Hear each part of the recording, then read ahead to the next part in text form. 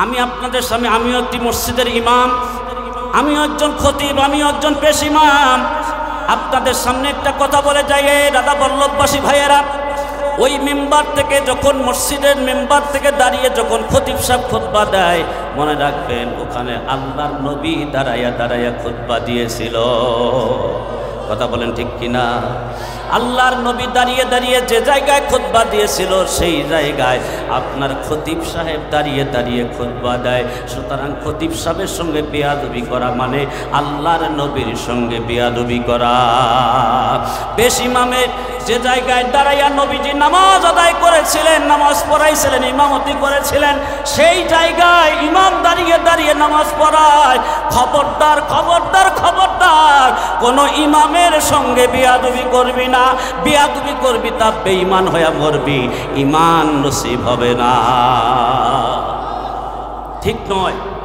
একটু কারিমাত শুকুর, লা ইলাহা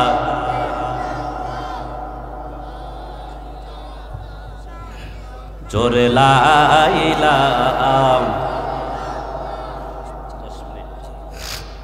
লা ইলাহা।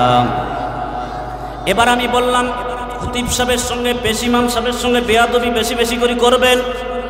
করবেন কারা কারা করবেন না? হাত তুলে আল্লাহরে দেখা, নারায়ে তাকবীর। আল্লাহ আমাদের সবাইকে কবুল করুক, জোরে বলেন আমিন।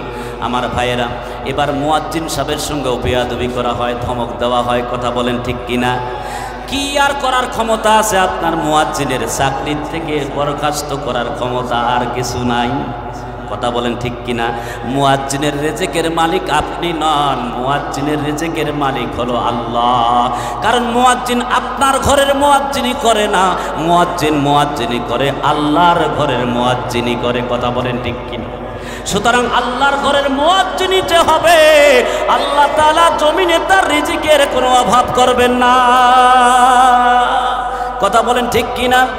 এই জন্য হাদিসটা মনে পড়লো, কুল আলিমান, তুমি আলেম হও, খবরদার আলেম যদি হতে না পারো, আও মুতাআল্লিমান, আলেমের ছাত্র হয়া থাকিও।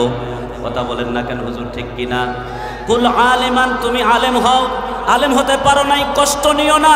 মুতাআল্লিমান, আলেমের ছাত্র হয়ে থাকিও, তবুও নাজাতের আশা আছে। সুবহানাল্লাহ বলে না?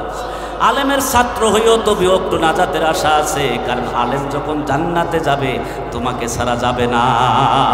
আল্লাহু আকবার। আল্লাহ রাসূল সে হাদিসও বর্ণনা করছেন, আলেম কখনো একাই জান্নাতে যাবে না, আলেমকে যারা ভালোবাসবে তাদেরকে সাথে নিয়ে জান্নাতে যাবে। সুবহানাল্লাহ।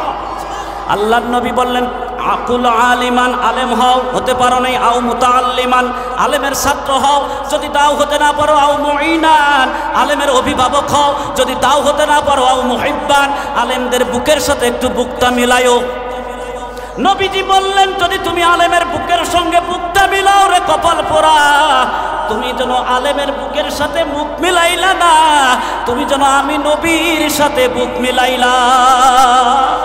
আল্লাহর নবী বললেন, আল উলামা ওয়ারাসাতুল আম্বিয়া, আলেম ওলামারা হলো আমি নবীর ওয়ারিস। আপনি মরে যাবেন, বাড়ি গাড়ি জায়গা জমি সম্পদ থুয়ে যাবেন, কিন্তু নবীরা মারা গিয়েছেন, ইন্তেকাল করেছেন, কেউ সম্পদ থুয়ে যায় নাই। গেছে নাকি? যায় নাই। আমার নবী যা রেখে গিয়েছেন সেটা হলো ওহীর ইলম। আল্লাহ পাক তেনার উপরে যা নাজিল করেছেন তাই আল্লাহর নবী রেখে গিয়েছেন, আর ওই ওহীর ধারক বাহক হিসাবে আল্লাহ তাআলা নবীর ওয়ারিস আলেম ওলামাদেরকে দায়িত্ব দিয়েছেন। তাদেরকে যারা কষ্ট দিবা, আমি আল্লাহর কসম করে বললাম, তুমি বেঈমান হয়ে মরবা, তুমি বেঈমান হয়ে মরবা, তুমি বেঈমান হয়ে মরবা। কথা বলেন ঠিক কিনা? আরো জোরে বলো ঠিক কিনা? তালবে ইলমকে ধমক দেয়, কোরআন যারা তেলাওয়াত করে হাফেজ হয়, তালবে ফতিয়া খাওয়া ছাড়া আর কি শিখছো? কথা বলেন না কেন? জোরে বলেন ঠিক কিনা? তালবে ইলম আমার নবীও ছিল। কথা বলেন ঠিক কিনা? তালবে ইলমদেরকে কষ্ট দিও না, তালবে ইলমদেরকে কষ্ট দিও না। আহা, তালবে ইলমদের পায়ের নিচে আল্লাহর রহমতের ফেরেশতারা তাদের রহমতের ডানা পেঁচায় দেয়। সুবহানাল্লাহ বলেন।